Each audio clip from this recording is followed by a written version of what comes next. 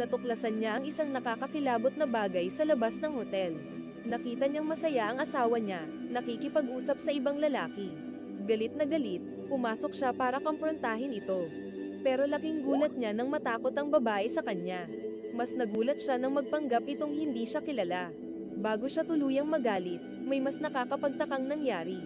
Tinawag ng babae ang asawa niya, isang lalaking may suot na name tag.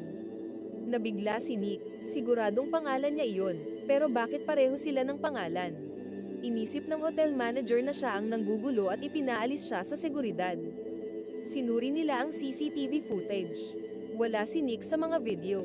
Paliwanag niya, nasa labas siya noon, tumutulong sa mga bagahe. May naiwala siyang malita at naisip niyang naiwan ito sa airport, kaya bumalik siya mag-isa. Pero pag-alis niya, nagkaroon ng aksidente, isang sasakyan ang lumihis para iwasan ang nahulog na refrigerator at nahulog sa ilog. Nawalan ng malay si Nick sa banggaan.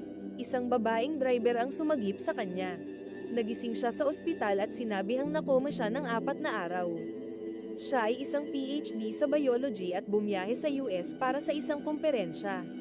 Ngunit nang subukang tawagan ang kanyang asawa, hindi niya maalala ang numero nito. Sa katunayan, marami siyang nakalimutan bago ang aksidente, malabo ang kanyang alaala. Iginiit ni Nick na impostor ang lalaki sa hotel. Pero nang ipakita ng pulis ang isang online na larawan ni Dr. Nick, nagulat siya. Wala siyang nagawa, dahil sa kanyang paliwanag tungkol sa aksidente, hindi na siya kinasuhan. Pero hindi siya sisuko.